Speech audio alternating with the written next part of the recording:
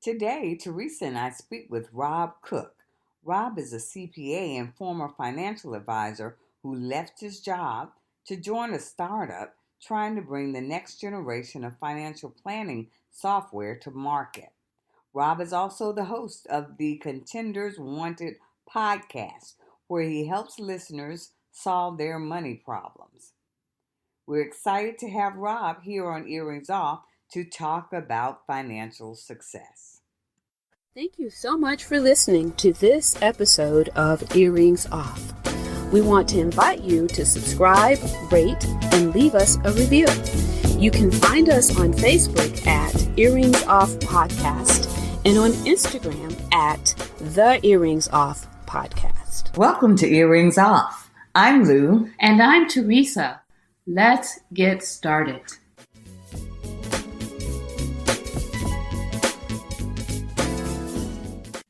Today, we are so excited to have Rob with us here on Earrings Off to talk about financial success. Rob, welcome to Earrings Off. Well, thank you, Teresa. Thank you, Lou. Thank you for welcoming me to the show. I appreciate it. Yeah, Absolutely. we're going to jump right in and get started. So tell us a little bit about how you made a decision to leave your job as a financial advisor. Yeah, that's a great question, right? Because people, when you think of a financial advisor, you think of them on the golf course, or more often than not, then probably, doing a ton of hard work. No, don't get me wrong. There are a lot of financial advisors that work hard for their clients, and I try to do that, of course, for sure. Yeah. But it's a pretty cush career if you can make it work, right? Mm-hmm. The short answer, because it's a long story, but the short answer for why I left is because I was getting frustrated. Mm-hmm. I looked around my industry and I saw opportunities to do a little better, to be a little better, to serve more people, frankly. Mm-hmm. And my firm, for all the wonderful qualities that it does have, and for the wonderful people that I loved, I to this day love and loved working with, they had a system, they had a model, that had a way of doing things, and they didn't want to change. And there's a lot of business owners, there's a lot of people like that in our lives, right? Mm-hmm. That they found something that works for them, and so they're just going to stick to it. There's nothing inherently wrong with that. But I wanted to change. I wanted to try and level up my game a little bit. And got presented with an opportunity to try and not only help me and my family level up a little bit, but then also help a lot of other people level up. And I decided to take it and run with it. Okay. Okay, so Rob, you say that you saw a lot of things. You have the most respect for financial advisors, but you saw some things that you thought could have been tweaked, done differently, that would have maybe rendered a better result. So what do you think is wrong with a broken in the financial advisory business? Yeah, that's a great question. And there are so many ways we could take that. I'll go with some just kind of key big pieces here that I think really need to be improved upon. The first is the fact that most financial advisors are usually one of two types of advisors.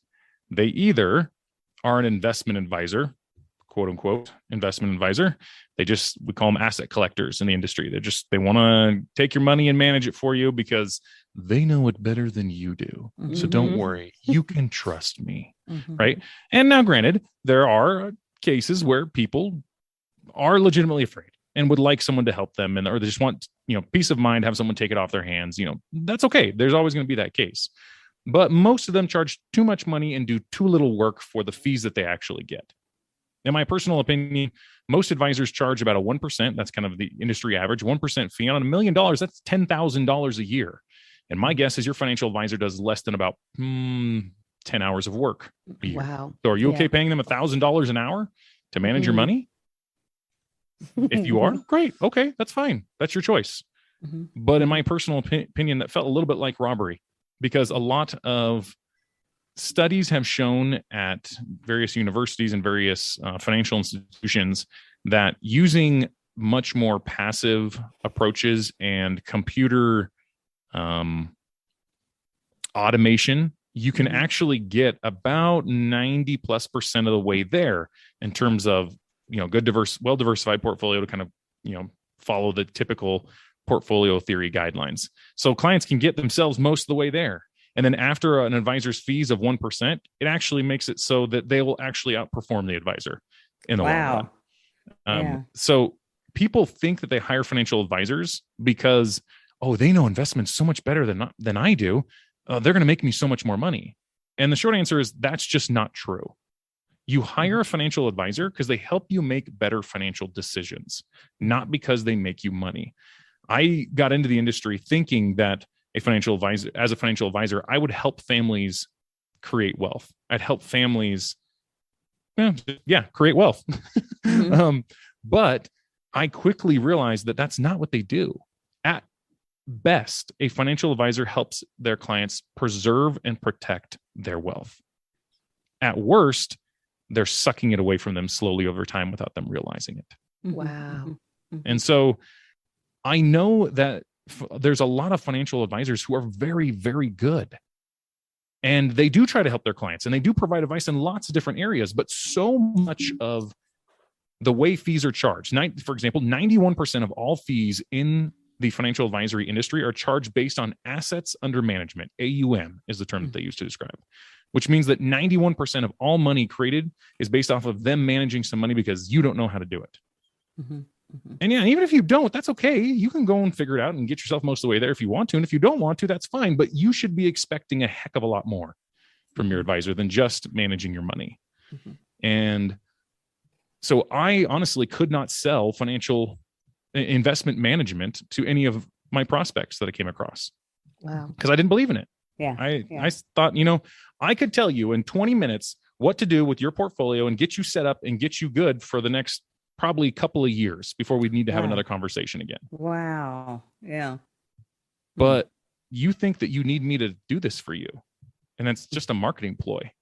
Well, I was about to say, but they sell it that way, Rob. I mean, the way it's set up is sort of it makes people intimidated. I know I certainly was. Oh yeah, because it's meant to be a black box that you Yeah. can't understand, that Right. you just hope and pray that you're gonna, get it right. Yeah. And the short answer is they know it just as good as you do. In some instances. You might know it better depending on what you're doing. No, not necessarily. When we're talking just pure stock market investing. Okay. Right. Now, there's all sorts of things that advisors can help you with. So if you want to talk about taxes, or you want to talk about debt elimination, you want to talk about budgeting, you want to talk about education planning, you want to talk about estate planning, you want to talk about general allocation. There's all sorts of things that an advisor can talk about that can be an incredibly valuable conversation. But that generally tends to fall into this column of advice over here. Okay. Yeah. And there's a lot of advisors who will say, well, I am a comprehensive financial advisor, or I am a holistic planner. And a lot of times they say that because it sounds really good from a marketing perspective, but then what they're really doing is just what's called retirement planning. It's one type of planning that focuses just on when are you going to retire in the traditional sense, if you even do that. And we're just focused about this, let's say you're 35 years old. I'm 33. Let's say you're 35 and you want to retire in 25 years. Well, so much could happen in 25 years. The current systems and tools and processes that most advisors use are built to do what they call Monte Carlo simulations, which is a fancy statistical model that is basically a black box to them too, that they put a bunch of information into and it kicks out a percentage telling you whether or not you're going to be successful. Right. And, it can be helpful as a heat check relatively, but so much is going to change that's not even close. I mean, I used to tell my clients, even when we're within a few years of retirement, we're still planning for 30 years in the future when you die.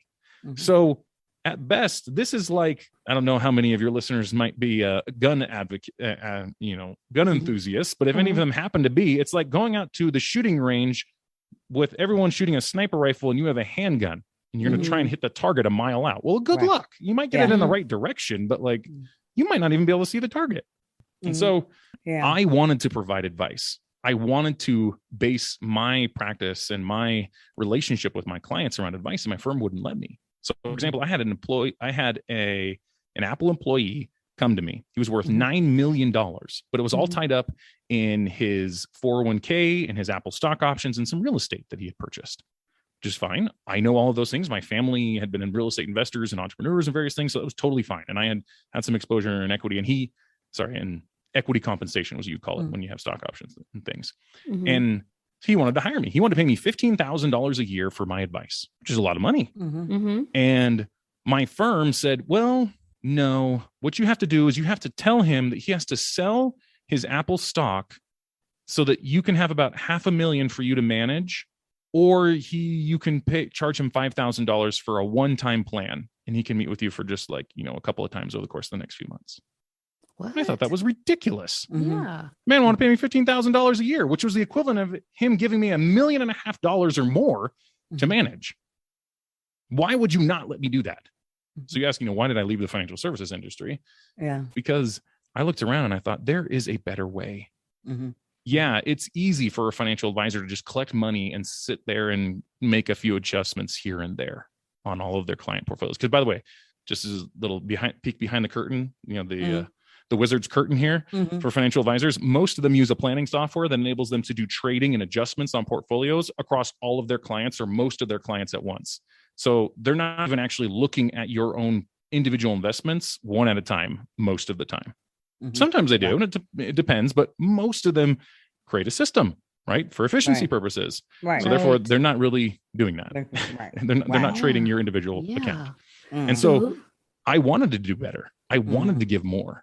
I wanted to provide a better service, I felt, to my clients, and I wasn't able to do that there. Wow. Okay. Yeah. So in your opinion, what do you think would fix those issues? That's a great question. I think the short answer is we as consumers need to demand more. Okay. It's kind of what it comes down to. But the average consumer doesn't even know what you just shared with us. I know, and I agree with that. Like mind blown, really. So well, you would be surprised. There's actually, there's a growing generation of financial advisors who feel like I do, who have broken off of the big name places that do it the old school way and are trying to create an environment where clients can have what I'm trying to describe here, an advice-centered relationship. It's a fiduciary relationship. It's one where you pay for the advice and you don't necessarily pay for the investment management. Yeah, it's part of the conversation, but it's not the emphasis. It's not the focus. It's not the end all be all. It's truly comprehensive and holistic planning. There isn't kind of this underground movement where there's quite a large chunk of advisors doing that. In fact, there's a network called the XY Planning Network. If you want that type of advisor, go to the XY Planning Network. Those are the types of advisors that you'll find there. And you can actually just go to their website, XY Planning. I can't remember what it is, if it's .com or .net. And you can, on their front page, just search for an advisor. You can filter by your age demographic, your ethnicity, your stage in your career, your specific planning needs that you might have, whatever it might be. And you can filter for them, and there's thousands of them there. Wow. That you can go and find. Okay. do you think that that's why we have so many of these startup stock apps to trade stock now? Because for sure. Yeah. There are hundreds of millions of dollars flowing into fintech. That's what they call financial technology companies, fintech companies. And just in the last couple of years, trying to solve this issue of providing better advice to people. In fact, there's a company called Facet Wealth that raised $165 million in January of 2022, this year, just to fund their business, which their entire business model is trying to get more advice into the hands of what you might call millennials or Gen X or Gen Y, Gen Z, young professionals. They call them Henrys sometimes in the industry, high earners, not rich yet. That's what Henry stands for. I like that. I haven't heard of that term. Yeah. Okay. I have Henry. not. I'm a Henry. It just basically means I don't have enough money for you to make it worth your time to manage my money for me. Yeah. Right. But we all have needs in terms of need for good advice. There is, if you can get good advice, especially early in your financial life, it is incredibly valuable, and it pays huge dividends the longer time goes on. And so I now, at my current company, it's called Elements Financial Planning System. It's a planning software specifically designed for advisors trying to solve this need that I've been talking about today. And so now I spend my entire day, instead of being an advisor and talking to clients, I spend my day talking to other advisors who have this same passion and try to help them see the benefit that Elements can be for them and help them grow their book of business and reach more people and help more people get good advice earlier in their lives. Okay. Wow. Okay. Nice. Okay. So Rob, can you share any personal struggles or failures that taught you about success? Yeah. I mean, that's a great question. Success, I will say this first before I share anything. Success is a very nuanced word. It's one that we throw around a lot, but it can have a lot of different meanings to a lot of different people. Like sometimes when we say success, we're talking about financial success. Sometimes we talk about success, we're talking about family success or personal success or whatever it might be. So when you ask that question, Lou, did you have a particular type of success in mind? Well, I'm talking about success in terms of your career or your financial planning. Yeah. Okay. So great question. I could share a couple of different things. So when you want to talk about money and success in money, I think success when it comes to finances is something that is a series of small wins. People often, that is so good, Rob, because people are always looking for the big thing, the big home run. And I think more people need to hear that. Yeah. And it's true. If you want any sort of sustainable wealth, at least, it's a series of small wins. Yeah, there might be the hot shot who downloaded Robinhood and happened to buy AMC before everything went crazy this last year, or Tesla before it popped and joined the S&P 500. Wow, good for you. That's once in a lifetime. You're not going to be able to replicate that. I'm sorry. And statistically speaking, you're going to lose that money really quick and have no idea how to get it back. Yeah. That's just unfortunately the way life goes. Yeah. Unless you have stacked a series of small wins and prepared yourself mentally as well as, from a systems perspective, you could say, in your finances, you're probably going to lose it real quick. In fact, there's plenty of stories of individuals who win the lottery, make tens of millions of dollars, and within 5 years are completely broke. Yeah. Right. Yeah. Because they didn't have my mind. Exactly. Well, it's because they didn't have the money mindset to handle wealth at that level. It's not that they aren't deserving or not that they aren't great people or that they didn't make really bad decisions or anything with it. It's just if you generate financial means over time and you learn to master it, it is a completely different way of handling money. I like to tell people that money is an incredible servant, but it's a terrible master. If your money masters you and you haven't mastered money, it is a terrible master. So, for example, you want to talk about success with finances. I think one of the most important success with finances is just getting a handle on your finances so that you're not mastered by them. And that doesn't mean that you're the end all be all and you're making tons of money and you have all sorts of cash flow and whatever that might mean to you. In my opinion, mastering your money just means knowing where your money is and what it's doing on a monthly basis and being in charge of it. In fact, there's a great book called The Richest Man in Babylon. Have either of you ever heard of it? No, I have not. Fantastic book. It's less than 100 pages, full of a bunch of parables about personal finance.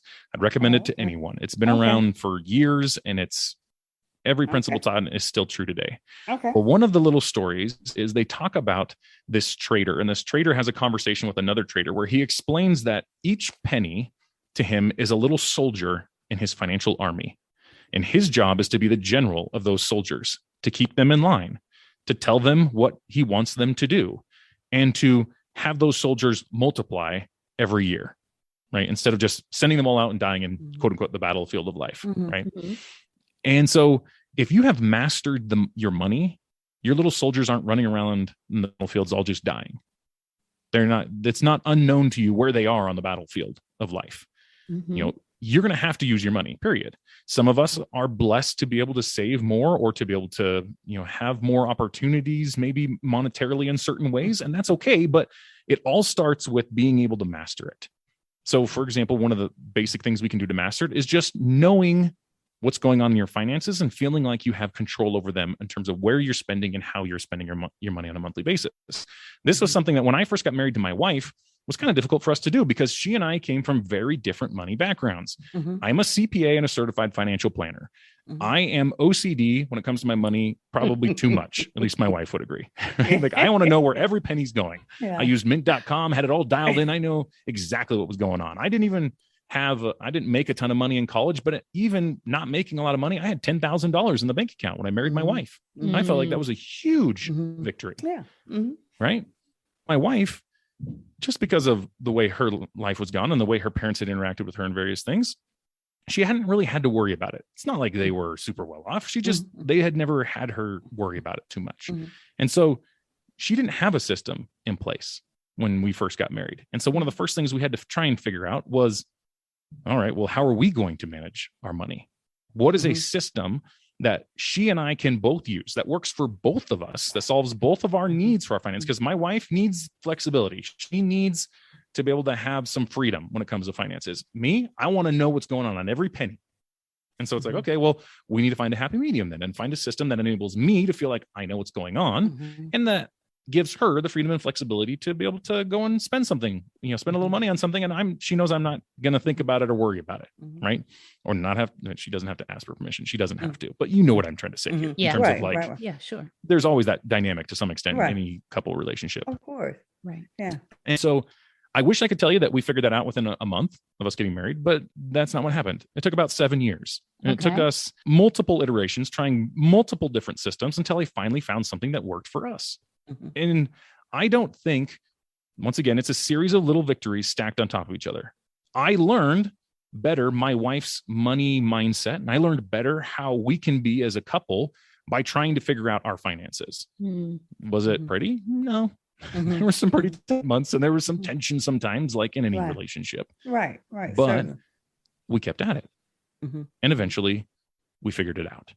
And now I feel like, there's some months where I know a little less, but I generally know where we're at all the time within a couple $100, just because that's where I feel comfortable at now. Yeah. And we have a system in place that enables us to be successful. Wow. So we know where we're at and what we need to do.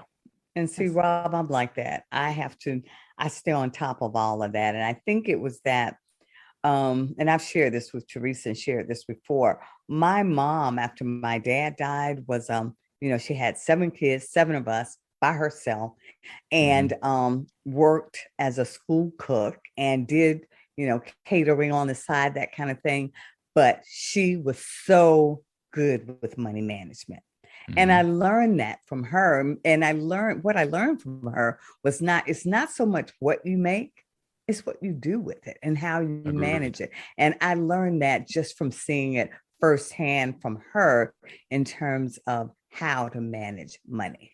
And what to do and living below your means and all of that. Well, that's definitely part of managing your money, right? If your money just goes crazy and you're racking up credit card debt every month, well, then you clearly haven't managed your money well. You're not the master of your money yet. It's mastering you at this point. You're reacting to life. And there are disclaimer, there are sometimes short spells of life where it's a bit more reactionary and you got to then pull it together and figure it out. Like my wife and I just moved a couple of months ago, and that's why there's like nothing set up here in my office that we're recording in. And for that first month of the move and everything, it's a little just charge it to the card. We're going to figure it out next month. We know we've got savings. It'll be okay. We got to do what we got to do to get in the house and get things kind of in order. I agree with you. Yeah. It's living within your means, but also being flexible, because life happens sometimes. Right. It does. That's right. Yeah. So how does a person know what path they should take to get to financial freedom? Well, the short answer is there is no one path. Okay. I like to describe it as you're looking at a mountain and you're looking up and you want to get to the peak, but there's a bunch of different ways you could go. You could start at this trail. You could turn off your trail and go to a different trail. You could just try to go straight up through the brush, whatever you want to do. There's a million different ways. And I think it really comes down to just understanding the potential landscape. And if you know yourself and you have a general idea of the kind of big picture landscape, then you can kind of figure out where to go from there. So let me give you an example. Okay. In my mind's eye, in my experience, having spoken to various people on my own podcast and served many clients as a financial advisor for 3.5 years and hearing their stories, there are generally 3 paths to some version of financial independence, financial freedom. Okay. That's the stock market, real estate, and business. Okay. Now, each of them has their pluses and their minuses, their risks, their rewards, and their general characteristics of the individuals who do them. Okay. So for example, starting a business is the kind of typical entrepreneur, someone who's willing to take risks, someone who might be willing to not make some cash flow initially, someone who's willing to grind and put in the time in the beginning for themselves. Someone who has a particular idea and is passionate about it and getting it to other people, or who sees a need and is passionate about fulfilling that need. Okay. Whereas a stock market investor is kind of the exact opposite. Okay. They're someone who maybe doesn't feel that entrepreneurial need, would prefer to just work a job. And that's okay. Or maybe they are the kind of person that just would prefer to kind of set it and forget it. Or They want to play a little bit here and there, but they don't want it to be their life. They'd still want to focus on other things. That is total. Both of those are completely okay routes. Now, there are certain benefits and pluses and minuses to each of those. So if you're going to be an entrepreneur, you have the potential, not always, not guaranteed, but there is the potential for huge payouts very, very quickly, relatively speaking, right? If you're going to play the stock market, well, it generally tends to be a long game. Warren Buffett is 85. I think he's over 85 years old at this point, and he's worth billions of dollars, but he's been doing it for 60 plus years. Yeah. Right. Yeah. And he's one of the most prolific investors in the modern age. Jeff Bezos is, let's say Mark Zuckerberg. He was worth $1 billion when he was in his early 30s because he was an entrepreneur. Right. So there are pluses and minuses. You can both get to great financial freedom and great wealth investing in both of them, but it generally, there's a type of person who will go one or the other routes, if that makes sense. Yeah, and we can say the same thing about real estate. It's a different type of group, different propensities, different desires, different emphasis as well. And so if you understand the three main routes and you say to yourself, what appeals most to me? Yeah. Then just choose one of those three. That's a great start. And then from there, you'll realize that there are dozens of potential paths within each of them that you could take to try and use that route to create financial freedom. And once again, it's just knowing to thine own self be true, as Shakespeare says, right? Yeah. Know yourself, know what you like, know what your dispositions are, your strengths and weaknesses are, and find a path within that particular tree, one of those three, that leverages those strengths that you have and use that to create financial freedom and independence. I like that answer. Thank you. Yeah. And that's important because you don't try to wear somebody else's coat or just figure that whatever they do is going to work for you. You've got to know yourself. Just like you say, how much risk can you tolerate? All of that, looking at what works for you. So that's good. And I think also just once you know what is a path that's probably best for you, being content with that. I have seen so many people, for example, entrepreneurs who are really good at making businesses, right? But they hear of people maybe making some money over in the stock market. They hear about the latest fad stock. And so they think, I need to buy that. So then they buy that and then it drops and they lose a large chunk of their wealth. Yeah. Well, it's, stick to your lane. Okay. That's good. Yeah. Generally speaking, if you want to talk about financial freedom, financial independence, creating financial freedom, at the beginning, you have to focus. There's this idea that, I got to diversify when it comes to investing, especially when you're talking stock market, but even in real estate and in business, you'll hear it a lot of times, diversify. And that's fine, but that's not going to, in my personal opinion, diversification does not create wealth. Diversification protects wealth. So if you want to create it, you need to focus. It's just like in marketing, you need to niche down, speak to your target market. It's the same concept in wealth creation. You need to niche down, find what you're really good at and leverage that thing to create financial freedom and independence for you. And then once you have reached a certain level where you feel like you are fulfilled, once again, it's not a number, it's just where you feel fulfilled. Right. Once you have reached that point, then that is when you begin to diversify. That's when you get professional help in, say you created your wealth in business. Well, now you feel like, okay, maybe I want to invest in apartments for real estate and I want to put some money in the S&P 500 for investing. Great.